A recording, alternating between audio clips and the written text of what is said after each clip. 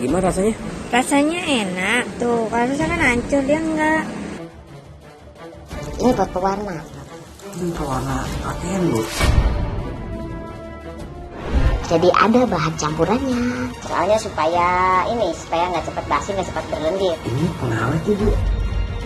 Senyawa boraks ini juga dapat menyebabkan kanker, bahkan sampai dengan kematian. Kamu termasuk yang demen berburu kue pagi-pagi banget nggak ke pasar buat sarapan? Kalau iya, pasti paham nih. Begitu masuk ke pasar, widih, surga kue subuh, bikin susah nolak pesonanya. Minim-minim mah borong deh kue yang banyak. Lapar mata cuy. Gimana nggak? Bentuk sama warnanya menggiurkan banget loh. Tapi nih ya, perlu juga lo pada hati-hati waktu ngebeli. Kenapa emang? Gak kenapa-napa sih. Cuma ada nih segelintir oknum yang buat kuenya pakai bahan-bahan yang nggak bagus buat tubuh kita. Berisikolah pokoknya. Biar update apa problemnya, simak ya guys, Buser Investigasi. Ada apa dengan kueku? Jelang subuh, bareng kawan-kawan, kami jalan-jalan lah di pinggiran sebuah kota kecil yang katanya sih ada sejenis pusat kulineran gitu.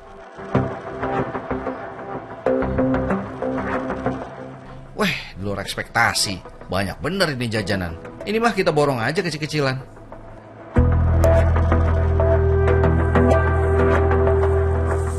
Gas lah, kita cicip jajanan yang udah kita beli. Yang tadi jelek. Habis tadi ya? Nambah lagi nih.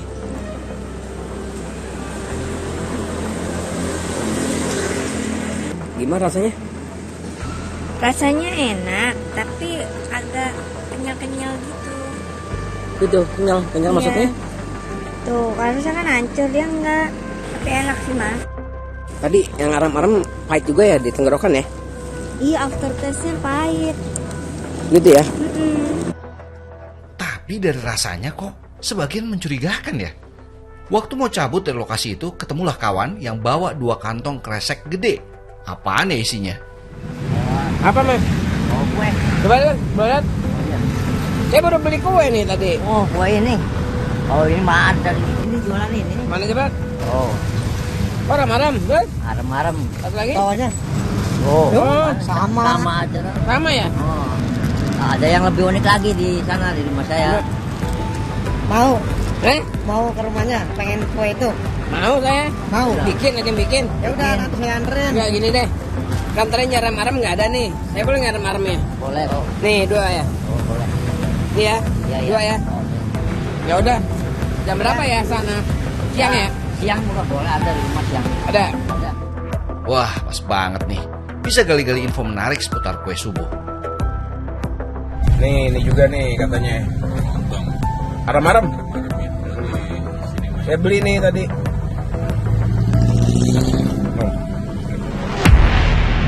Siangnya kita satronin deh rumahnya si pembuat kue subuh ini. Singkat cerita, kami ketemu di salah satu pasar tradisional. Lagi belanja nih ibu pembuat kue. Wortelnya aja soalnya. Udah, ya, makasih. Kelar belanjaan, tinggal gimana sih ibu proses kuenya yang kita curigai nggak bener. Tiba-tiba aja di tengah jalan suami si ibu mau mampir dulu ke suatu tempat. Mau ada yang dia beli nih. Ternyata beli pewarna bahan pakaian. Bikin kue kok malah belinya pewarna pakaian. Kagak nyambung ya. Merahnya merah apa nih?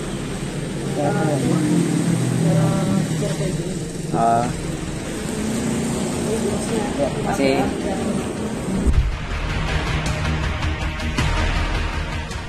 Begitu sampai di rumah, di dapur tempat proses kue, kami bedah semua belanjaan si ibu. Mau bikin kue lapis. Nih bahannya. Ini tepung beras. Ya. Yang ini tepung tapioka. Yang ini gula. Ini tepung beras dulu, lalu dicampur tepung tapioka. Dicampurin. Ini dicampurin dulu, jadiin satu tepungnya. Nah, kalau udah begini, udah tercampur semua, tinggal dikasih air. Nah, terus gimana, Bu? Habis ini dikasih gula. Ini kok gulanya kayak gini, Bu ya? Ya, ini gula seperti Ini biang gula ini ya? ya. Iya sih nggak apa-apa, biang gula supaya gimana ya, manisnya tuh Keras gitu manisnya. Banyak juga Bu. banyak. Kalau nggak banyak nanti nggak terasa manis. Oi mak, nggak kira-kira sih ibu. Tuangin biang gula lebih-lebih dari nuangin gula asli. Insting aja, kagak pakai takaran cuy. Kalau segini nggak habis segini, tuh manisnya kurang kenceng. Kalau mau bikin gini, kalau pakai gula pasir berapa? 1 kilo. 1 kilo. 1 kilo. Kalau ini hanya Kalau ini cukup 1 bungkus. 1 kilo berapa Bu gula sekarang? 16.000. 16.000. Iya. Ini cuma 2.000. Nah, bedanya jauh banget Bu. Iya. Terus kenapa sih doi pakai biang gula dan kayak apa efek pakai biang gula di makanan? Kalau biang gula di ciri-ciri di badannya, saya juga sih sebenarnya sih nggak terlalu suka. Langsung di tenggorokan tuh langsung sakit, langsung terasa serak gitu tuh. Tapi ini bikinan saya sih, kata orang sih enggak. Adonan kue dibikin kagak pakai standar kebersihan. Ya bisa dibilang non higienik lah. Wah, daki-dakinya nih Bu. Ya mau gimana lagi mas, orang pakainya tangan. Nah, selagi si ibu pergi, kami mulai lihat kembali apa yang dipakai untuk adonan kue lapis ini. Adonan tepung dibagi buat dikasih warna. Nah, tuh Bu, ini buat apa? Ini buat pewarna. Wah, ini pewarna pakaian Bu. Ini bukan buat makanan Bu. Iya sih, tapi ya saya kan pilih yang murah-murah gitu supaya Warnanya memang bagus. warnanya bagus. Terus saya tuh jadi nggak ngeluarin biaya gede gitu. Kejawab deh pertanyaan tadi. Warna pakaian yang dibeli sama suami si ibu dipakai buat warna kue lapis. Ya ampun Bu, itu kue bukan pakaian Bu. Buat dimakan loh itu, ampun dah. Bu, kemarin kan saya ngikutin suami ibu nih beli. Iya, Berapa nih Bu? yang ini tuh 25. Hah? 25, 2.500. 500. Iya, Nah, kalau yang pakai botol pewarna makanan berapa Bu? itu 5.000-an. 5.000. Berarti Iya. harganya setengahnya nih Bu. Iya, Lebih murah. ya lebih murah ini. Emang sih beda harga pewarna makanan sama pakaian bisa 2 kali lipat. Tapi kan urusannya bahaya banget buat yang konsumsi. Adonan kue lapis berwarna-warni bentukan pewarna pakaian diproses. Mau dikasih warna yang hijau dulu. Tuh, iya udah bocor. Tuh. Dah, cukup. Gak kabaran nih Bu mah. Bener nih kan belum campur kayaknya Bu ya. Iya. Sekarang merah sama juga Bu pakainya Bu. Sama. Tuh, sama Ini aja. coklat, ini merah. Iya, tuh. Iya, dicampurin. Ini buat berapa lama nih Bu? Ya kalau nggak pakai itu sih cuma 2 hari. 2 hari. Ya, 2 hari. Berarti Ibu kan bikinnya banyak nih. Banyak. Jadi ada bahan campurannya. Apa Bu? Nih bentuknya kayak gini. Tuh. Tuh. Oh ini pengawet ya Bu? Iya. Kenyal Bu? Ya. Borak juga nih namanya borak nih Bu. Oh, gitu. Jadi yang nggak laku diambil lagi tumpuk lagi Bu. Enggak, kalau Udah seminggu gitu? kalau udah seminggu, kalau ininya masih bentuk adonan kayak gini sih bisa dicampur lagi. Tapi kalau udah dicitak mah nggak bisa. Ini bahan-bahan yang berbahaya semua nih Bu. Ini ibu emang gagah berani versi bikin kuenya. Pakai biang gula, pakai pewarna pakaian, ada lagi nih yang nyeremin. Terus lo ikut makan gak sih Bu kue-kue subuh racikan lo? Sayanya sih nggak berani makan. Nyobainnya cuma setutul gitu aja, di itu ya langsung dibuang gitu. Ya tapi sampai sekarang nggak ada yang komplain tuh. Ini udah anti basi semua nih. Mana nih Bu? Iya, udah anti basi. Oke, sekarang saatnya nyetak gunain uap air. Ini mau kasih putih dulu.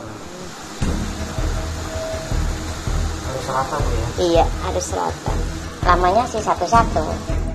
Nggak lama warna lainnya ditambahin.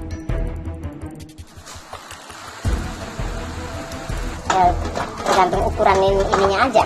Sekarang warna Hijau. hijau. Ya. Satu yang selesai. Oh, berat ya Bu? Berat.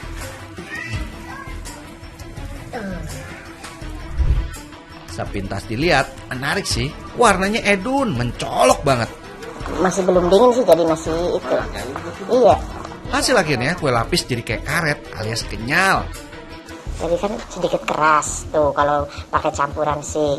Nah, kalau nggak dicampur, otomatis jadi empuk. Iya. Itu keras. Entah penasaran, entah agak kesirep sama tampilan si kue lapis yang kece. Kita cobain dah tuh kue lapis si ibu. Cobain Bu. Iya. Keras. Iya. Keras sih. Alot. Kayaknya Ibu kebanyakan sih yang pahit itu. Tapi habis Ibu. Terus kita nanya dong, di mana distribusin produk kue buatannya? Ke pasar. Ya pasar sih, ke pasar mana aja ya, saya nggak mau nyebutin gitu. Pokoknya ya nggak apa-apa sih. Yang penting saya jualan laku. Harga jual kue lapis buatan si ibu murah sih, terjangkau banget sama segala kalangan. Kalau yang segini jual 2.000, tapi tempatnya di Mika. Nah kalau yang segini 1.000, tempatnya di plastik. Jadi beda tempat. Beda. Mempan nih Bu. Yang pisaunya lengket banget. Bukan itunya alat Bu. Iya.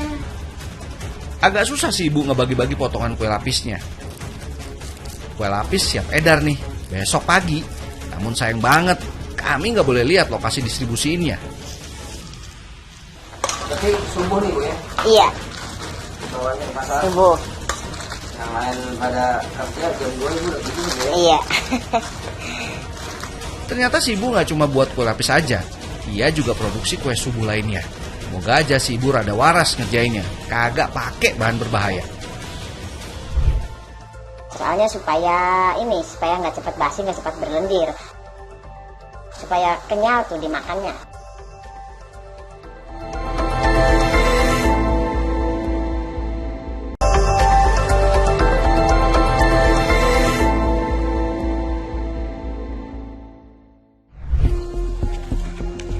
Digodok sampai Setengah matang aja. setengah matang. Ya elah, podo wae alias sama aja kayak bikin kue lapis ini mah. Bubuk pengenyal ikutan dioplos di kue selanjutnya ternyata. Pakai apa Bu? Ini kan pakai pengawet Bu. Ini ya. Iya, Ini juga sama Bu. sama pakai. Soalnya supaya nggak cepat basi, nggak cepat berlendir, supaya kenyal tuh dimakannya. Oh banyak juga Bu. Banyak. Pembuatan arem-arem ini makan waktu yang cukup lama. Ini ayam seger Bu ya. Iya, Bukan ayam ayam seger. bukan ayam Bukan. tiren bukan ya. Bukan ini sih.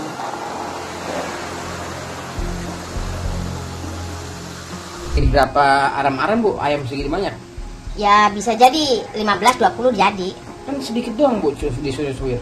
Iya sedikit. Cuman ini kan nanti kan banyak ya jadinya tuh. Nah banyak kan bukan ini aja, dicampur sama wortel, dicampur sama kentang gitu.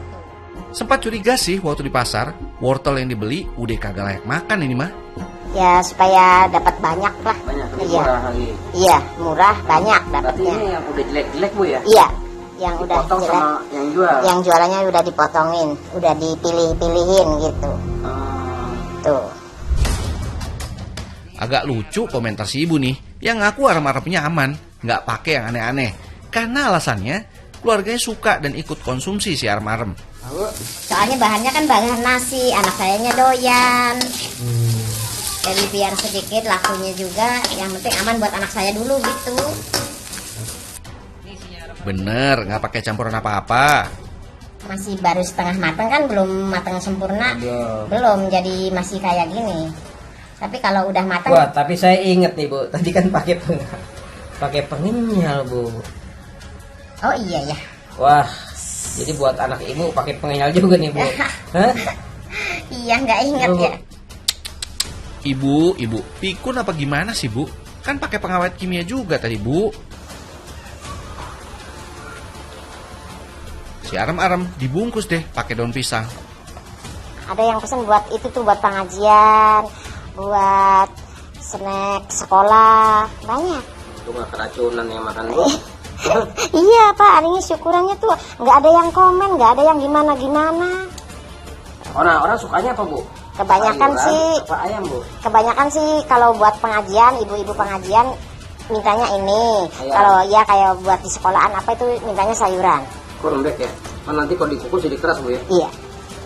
Ini kan nasinya kan belum matang sempurna ya, jadi kan masih mengembang. Itu Bu yang dikukus, Bu ya? Iya, itu yang sedang dikukus, ini juga dikukus. Lanjut, arem-arem dikukus sampai matang. Ini ya sangkanya lontong, Bu ya? Iya, yang panjang sangkanya lontong. Jadi yang laku yang di sini nih begini. Oh, yang kayak nasi begitu? Iya. 2000 ya harganya? Iya. Sama. Melihat proses bikinnya yang kagak wajar, kesian banget konsumen yang sampai beli. Jadi keinget waktu awal-awal ketemu suami si ibu bawa kresek isi kue yang nggak taunya kagak benar bikinnya. Arem-arem dan kue lapis buatan si ibu langsung kita sampling dan dioper ke laboratorium Universitas Pasundan Bandung. Kedua sampel makanan diteliti kembali, memastikan makanan yang terkontaminasi kandungan bahan kimia berbahaya. Baik, setelah kita uji menggunakan uji nyala untuk sampel arem-arem, kita bisa lihat bahwa warna api ini terlihat warna hijau, yang itu pertanda bahwa hasil ini positif, di mana arem-arem itu mengandung boraks. Begitu juga untuk sampel kue lapis, kita lihat ya, bisa terlihat warna apinya berwarna hijau. Itu juga membuktikan bahwa di dalam sampel kue lapis itu juga mengandung boraks. Untuk bahaya penggunaan boraks pada makanan, jangka pendeknya yaitu mengalami sakit perut, muntah-muntah, pusing kepala, bahkan sampai dengan pingsan. Sedangkan untuk jangka panjangnya dapat merusak organ, di mana organ khususnya hati dan ginjal itu akan mengalami kerusakan karena terakumulasi akibat adanya boraks dalam jumlah yang berlebihan. Senyawa boraks ini juga dapat menyebabkan kanker, bahkan sampai dengan kematian. Tapi guys, itu cuma ulah segelintir pedagang yang pengen cuan banyak, hemat di biaya bahan baku, tapi nggak peduli sama konsumen. Kalau yang niatnya dagang dapat langganan dan berkelanjutan, nggak bakalan ambil langkah ngaco seperti itu. Masih banyak kok pembuat kue profesional yang mengutamakan kebersihan dan kesehatan pada pembuatan kuenya demi kepuasan pelanggan. Seperti Ibu Diah Aji Susanti ini, yang ilmu buat kuenya ia dapat dari orang tua. Tepung ketan, gula pasir, dikasih garam secuput, udah diuleni. Pagi ini kue onde-onde salah satu yang lagi dibuat Bu Diah. Isinya apa aja, Bu? Nih. Isinya kacang hijau. Berapa, Bu, dijual? 2.000. Lapis tepung beras. Berikut ini yang kita tunggu-tunggu, Bu Diah bikin kue lapis. Aman dan sehat pastinya, karena nggak pakai yang aneh-aneh. Bahannya apa aja, Bu?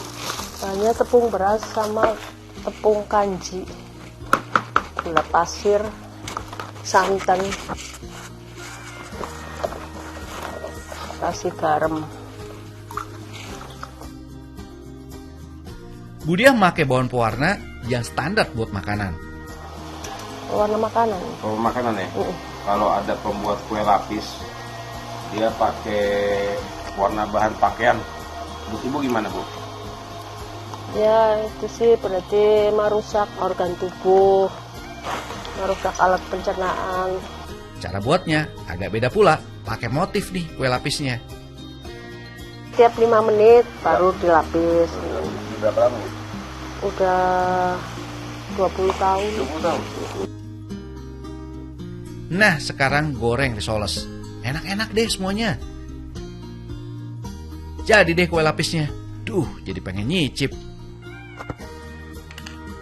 Pelanggannya gimana, Bu? Udah banyak, Bu, pelanggan? Ya alhamdulillah udah banyak. Buat pesanan juga nggak, Bu? Buat pesanan seserahan, lamaran. Kue Bu Diah udah siap buat dinikmatin ya guys. Gimana? Tertarik nyoba? Cemilan model kue gini kan lazim ya disuguhin ke kita. Entah waktu namu, rapat, ataupun beli sendiri. Intinya sih, waspada aja. Karena penggunaan warna tekstil, or boraks, ataupun gula biang itu kelihatan kok cirinya. Mulai secara fisik ataupun rasa. So, nggak perlu khawatir konsumsi kue model begitu. Gue pun rutin kok makan kue-kue begini. Soalnya kalau udah makan satu, bawaannya ketagihan. Oke, booster investigasi kami sudahi. Thanks for watching. Saya Joy Astro. I'll see you around.